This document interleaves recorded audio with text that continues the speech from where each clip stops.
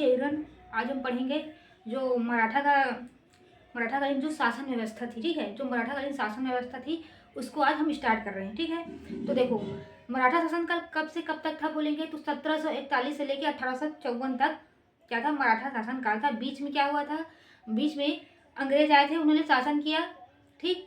लेकिन कंडीशन था, जब तक रघुकुल जी तृतीय जो थे वयस्क ना हो जाए तब तक क्या करेंगे, सत्ता हमारे हाथ में रहेगी। फिर वयस्क होते ही हम क्या करेंगे, रघुजी तृतीय को सत्ता दे देंगे, ठीक है। तो रघुजी तृतीय को सत्ता कब मिली, 1830 को रघुजी जो तृतीय थे उनको हाथ में सत्ता दे दी गई। फिर 1853 को रघुजी तृतीय की मृत्यु हुई। मृत्यु होने के बाद जो डलहौजी भारत के गवर्नर जनरल हुए, उन्होंने हड़प नीति के तहत नागपुर को अपने कब्जे में लिया। उसके साथ ही क्या हुआ, जितने भी क्षेत्र नागपुर के क्या थे, अधीन थे, वो क्षेत्र भी कहाँ चले गए, ब्रिटिश राज्य में शामिल हो गए, ठीक। उसके अंतर्गत छत्तीसगढ़ भी शामिल हुआ। ये क्या था, पूना भोसले शासन के बाद जो हुआ वो उसकी कहानी, ठीक है।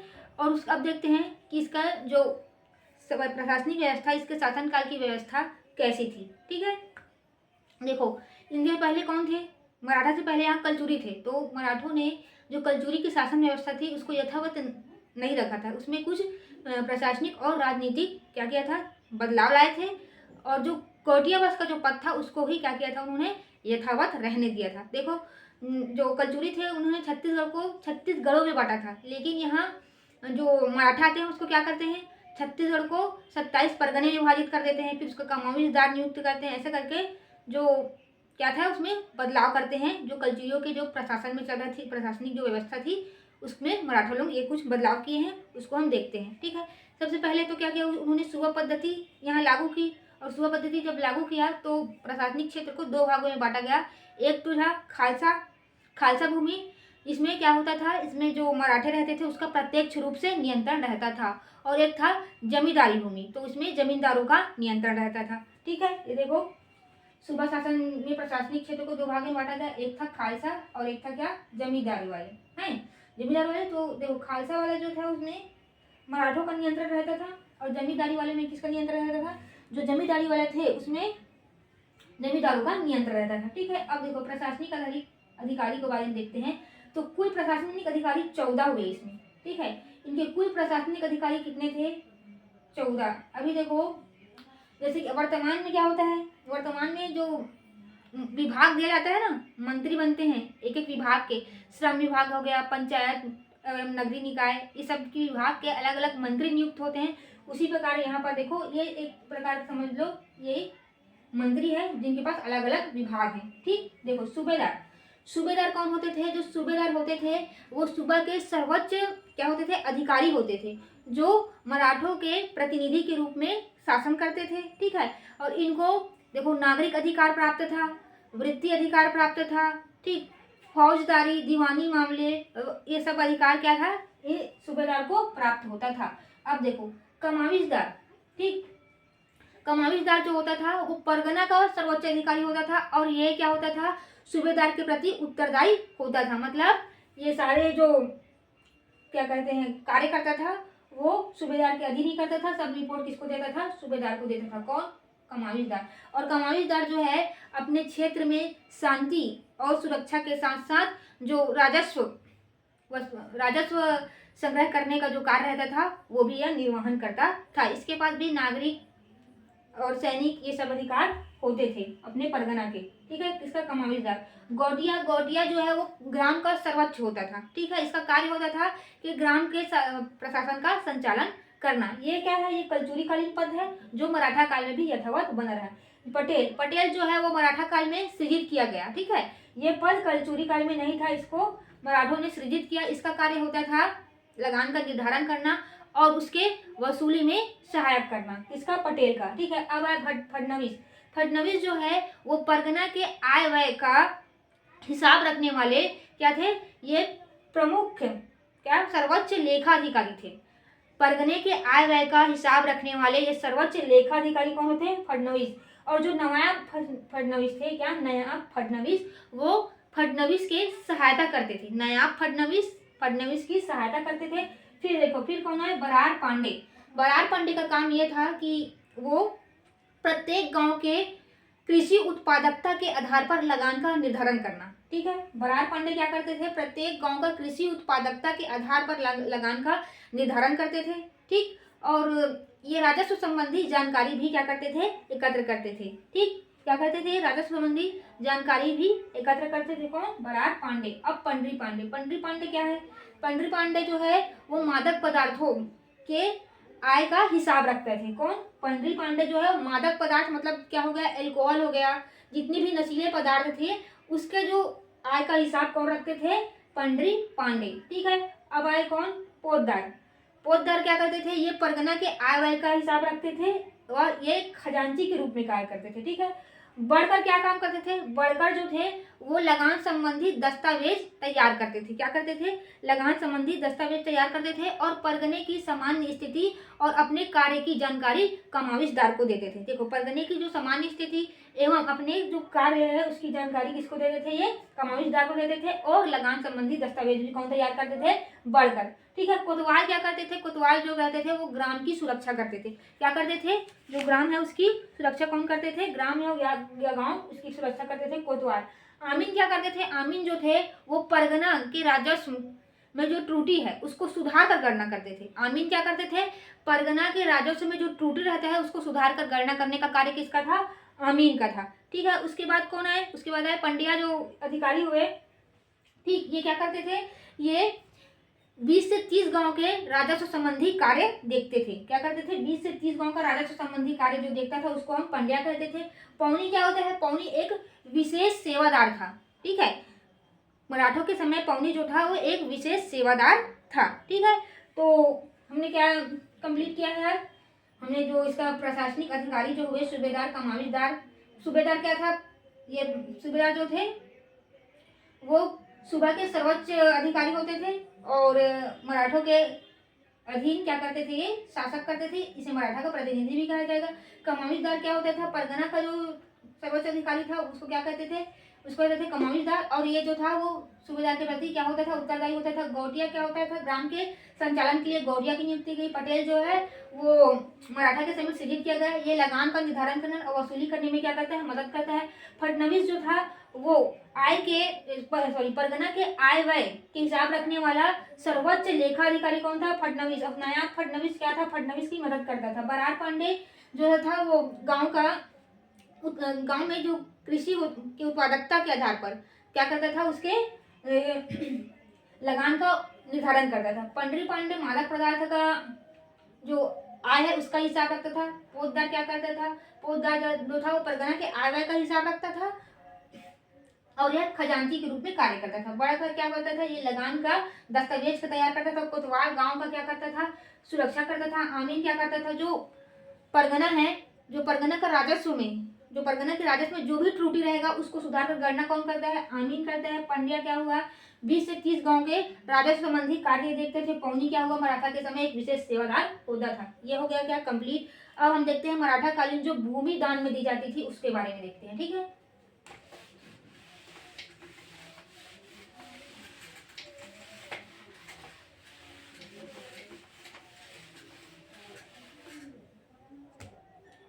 क्या देखेंगे, मराठा कालीन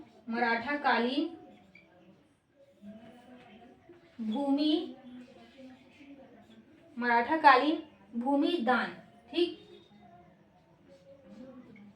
देखो मराठा कालीन जो भूमि दान होता था वो 3 प्रकार का होता था। पहले को बोलते हैं मोकाशा। ठीक, ये क्या है, ये है ब्राह्मणों को दान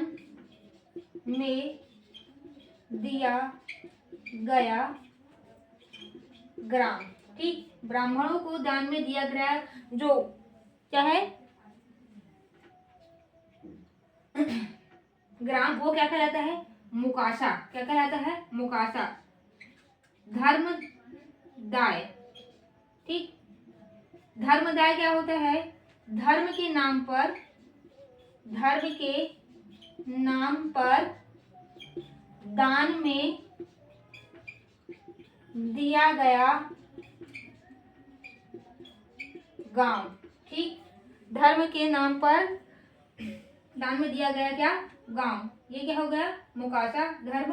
अब क्या है, एक देव स्थान। ठीक है, देव स्थान ये क्या है, यह मंदिर, मंदिर के नाम पर दान दिया गया ग्राम। मंदिर के नाम पर दान दिया गया, दान दिया गया गांव क्या बोलते हैं, देव स्थान। मुकासा क्या है, ब्राह्मणों को दान में दिया गया ग्राम। धर्मदाय क्या है, धर्म के नाम पर दिया गया, धर्म के नाम पर दान में दिया गया गांव। ठीक है, देव स्थान क्या है, यह मंदिर के नाम पर दान दिया गया गांव होता है। ठीक है, मुकासा, धर्मदाय और देव स्थान। ठीक है, मुकासा, धर्मदाय और देव स्थान ये तीन क्या है, मराठा कालीन भूमि जो दान दिया जाता है उसके प्रकार है।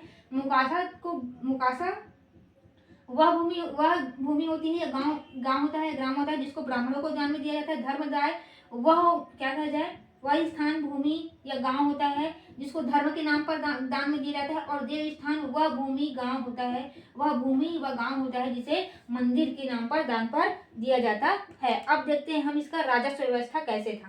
ठीक है,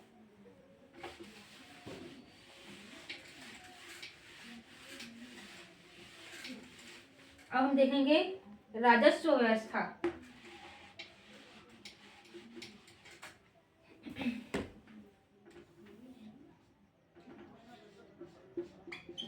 राजस्व व्यवस्था। ठीक, क्या देखेंगे अब हम, राजस्व व्यवस्था कैसा था ये देख लेते हैं। ठीक, वैसे तो मराठों का जो प्रमुख आय का स्रोत था वो था क्या, जो भूमि कर लेते थे वो। ठीक है, जो भूमि कर लेते थे वो उसके प्रमुख आय का स्रोत था। इसके अलावा जो अन्य जो हुए उसको देखते हैं। ठीक है, देखो टकोली, टकोली ये क्या है, ये जमींदारों से लिया जाने वाला, जमींदारों से लिया जाने वाला वार्षिक कर है। क्या है, जमींदारों से लिया जाने वाला क्या है, ये वार्षिक कर है क्या, टकोली। ठीक, टकोली के बाद आता है कलाली। ठीक, टकोली के बाद देखें हम क्या है, कलाली। ये क्या होता है, ये जो होता है ये आबकारी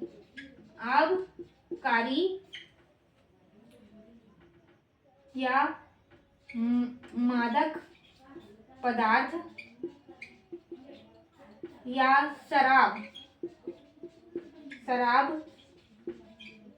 विक्रेता,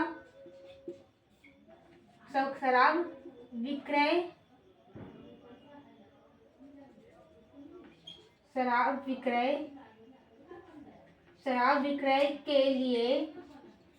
विक्रय के लिए लिया जाने वाला, शराब विक्रय के लिए लाइसेंस शुल्क है, लाइसेंस शुल्क।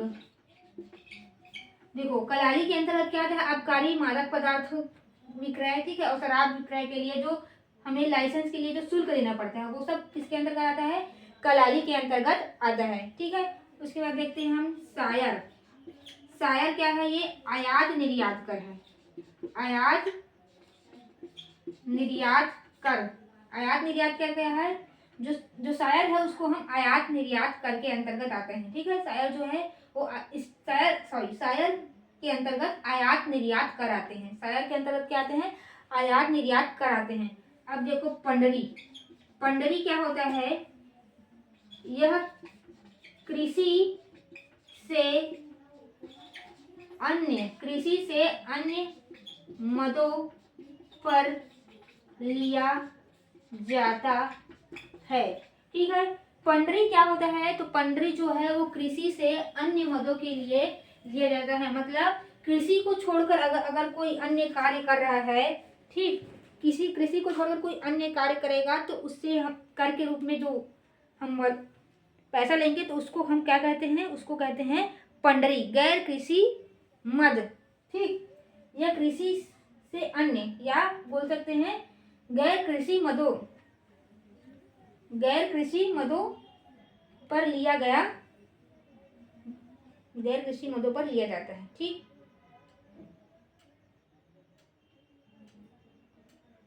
ये हो गया। अब देखते हैं सेवाई। सेवाई क्या है बोलेंगे तो इसमें बहुत सारे अस्थाई जो कर हैं उसका समूह को क्या बोलते हैं हम बोलते हैं सेवाई। सेवाई के अंतर्गत क्या आता है, जो बहुत सारे अस्थाई कर, जैसे जुर्माना हो गया, ठीक।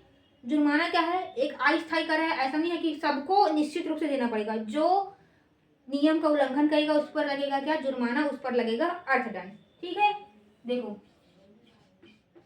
सेवाई, यह अस्थाई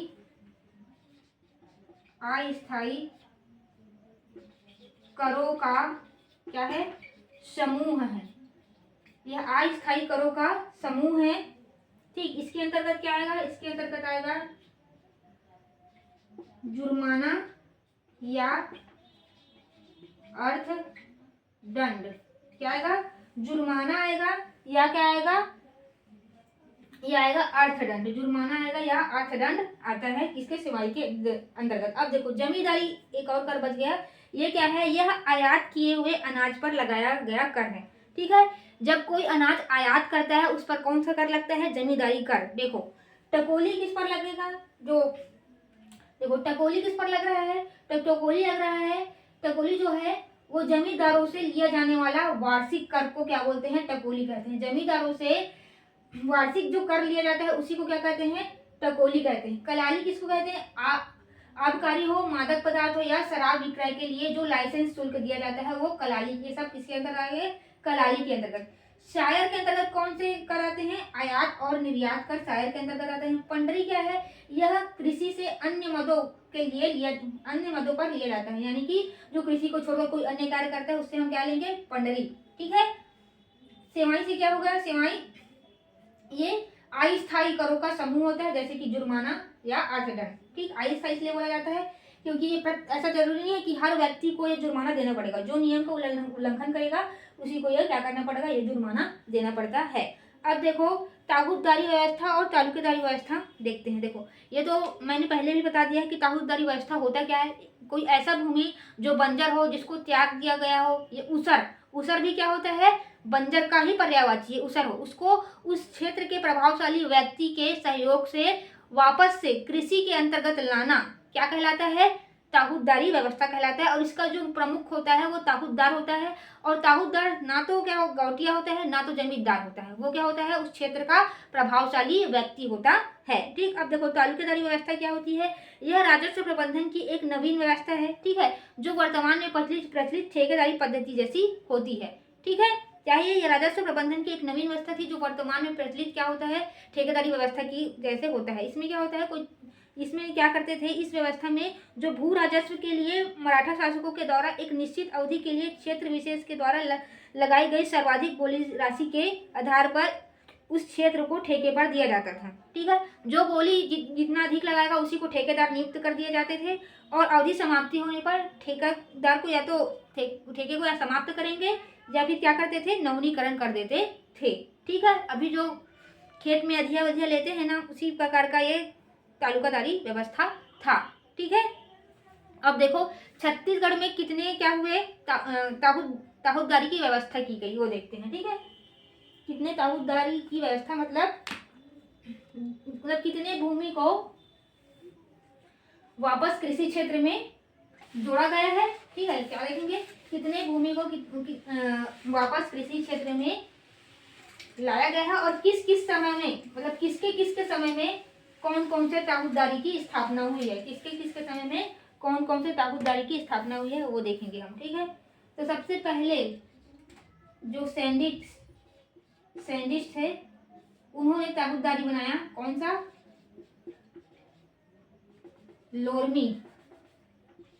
लोरमी कब बनाया, तो ये बनाया इन्होंने 1826 को। फिर बनाया इन्होंने तरेंगा तरेंगा कब बनाया, इन्होंने बनाया 1828 में, सैंडिस के समय में ये सब बने, ठीक है। उसके बाद रघुजी तृतीय के समय, रघुजी तृतीय के समय क्या क्या बना है देखो। तो रघुजी तृतीय के समय बना सिरपुर। क्या बना? सिरपुर। सिरपुर कब, कौन सा सन में बना? तो सिरपुर बना 1843 में। और जो लवन है, लवन जो बना है वो बना है 1848 में, ठीक। अब चार्ल्स इलियट के समय देखते हैं। चार्ल्स इलियट, ठीक। चार्ल्स इलियट के समय क्या क्या बना? तो बना संजारी, संजारी और खल्लारी, खल्लारी और सिहावा, ठीक। ये सब कब बने हैं? ये सब बने हैं 1858 को बने हैं। तीनों कब बने हैं? तीनों बने 1858 को, ठीक है। अभी क्या देखें? हम देखें कि जो ताबूतदारी व्यवस्था किसके समय में, कौन कौन ताबूतदारी बनाया गया। तो सैंडिस के समय में लोरमी बनाया गया 1826 में और तरेंगा बनाया गया 1828 में। सैंडिस के समय 2 ताबूतदारी बनी, ठीक है। रघुजी तृतीय के समय भी 2 ताबूतदारी बनाया गया। एक था सिरपुर 1843 में बनाया गया, लवन जो है 1848 में बनाया गया। चार्ल्स इलियट के समय 3 ताबूतदारी बनी, तीनों किसमें बने हैं? 1858 में बने हैं। एक था संजारी, एक है खल्लारी, एक क्या है? सिहावा, ठीक। ये हो गया। अब देखो मराठाकालीन पंचायत व्यवस्था कैसी थी। देखो मराठाकालीन पंचायत व्यवस्था में एक जो सदस्य था वो सरकारी कर्मचारी होता था, ठीक। और जो इस पंचायत में लिया गया फैसला है उसको न्यायालय में मतलब पुनः उसका क्या हो सकता था? सुनवाई हो सकता था, ठीक। जो मराठाकालीन पंचायत व्यवस्था थी उसमें एक कौन था? एक सदस्य था, वो सरकारी कर्मचारी होता था। और जो इस पंचायत में फैसला सुनाया गया है उसका न्यायालय में पुनः सुनवाई हो सकता है। इस पंचायत के फैसले को न्यायालय में भेजा जा सकता है, ठीक। अब कुछ दो याद रखने वाला पॉइंट है उसको देख लेते हैं, ठीक है। देखो नागपुर जब यहाँ मराठों का शासक था तो कौन सा मुद्रा चलता था? तो नागपुरी रुपया चलता था। सेंधबंदी व्यवस्था किससे संबंधित है? तो यह पुलिस व्यवस्था से संबंधित है, ठीक है। मराठों ने कलचुरियों की प्रशासनिक व्यवस्था को यथावत जारी नहीं रखा, केवल गौटिया पद को ही जारी रखा। ये सब क्या है? ये जो पॉइंट मैं बता रही हूँ ये सब पेपर में पूछे गए क्वेश्चन से बना हुआ पॉइंट है, ठीक है। देखो सेठबंदी व्यवस्था पुलिस व्यवस्था से संबंधित है। मुद्रा कौन सी चलती थी मराठा काल में? नागपुरी रुपया चलती थी। मराठा ने कलचुरियों की प्रशासनिक व्यवस्था को यथावत जारी नहीं रखा, केवल गौटिया पद को जारी रखा, ठीक है। फिर ये क्या है? मराठों ने छत्तीसगढ़ का प्रशासन ब्रिटिशों को सौंप दिया, ठीक है। मराठों ने भू राजस्व का दहशाला बंदोबस्त लागू नहीं किया। मराठों ने दसाला बंदोबस्त लागू नहीं किया था, ठीक है। इजरादारी व्यवस्था भी मराठों ने लागू नहीं किया था। ग्राम स्तर पर ग्राम पंचायतें न्याय का कार्य करती थी। ग्राम स्तर पर जो ग्राम पंचायत है वो न्याय का कार्य करती थी मराठा काल में, ठीक है। छत्तीसगढ़ में लाखा बांटा की प्रथा प्रचलित थी, जिसके अंतर्गत उपजाऊ